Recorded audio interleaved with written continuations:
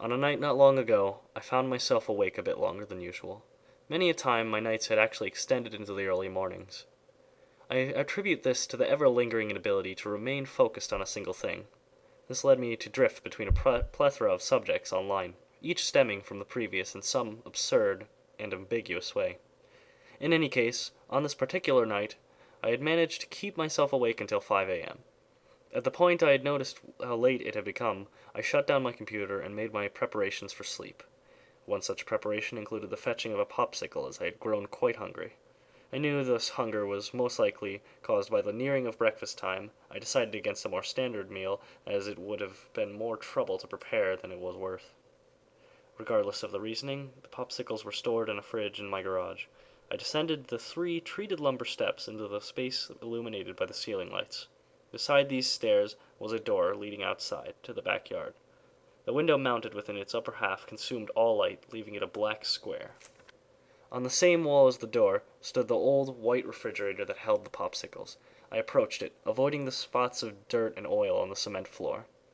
I pulled open the door, retrieved a popsicle, and shut it. Not even a second after the door had shut, I heard a noise. It was ever so faint, muffled by the wall behind the fridge. It had come from outside. It was a laugh, a man's laugh.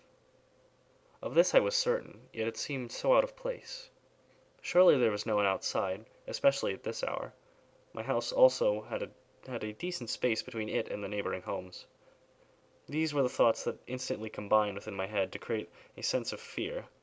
At the time, my mind ran thick with horrifying thoughts of disfigured, half-rotten apparitions that would mindlessly approach the door behind me that flanked my escape back into the safety of my home. This obstacle, the door, was the second that I would have to face. The first was turning around. I would have to be prepared to see whatever had made the laugh, as it potentially stood at the window with the garage light only dimly revealing the finer details of its face.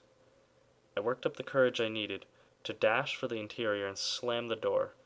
I slowly turned to face the door. Nothing. Nothing stood at the window. I was in no mood to wait and see if something would take that place. I followed through with my plan, hastily returning to my room with the popsicle.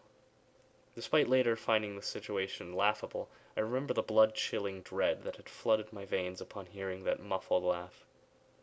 Perhaps it is a remnant of a lost sense of danger.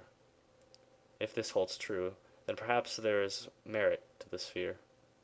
In the darkness, did there stand a man that uttered a single laugh? Most likely there was not, but the feeling makes me wonder. The unmistakable, unique, foreboding feeling followed the laugh, and lasted late into the night. Undoubtedly, it had been caused by a laugh that rung of grossly misplaced joy.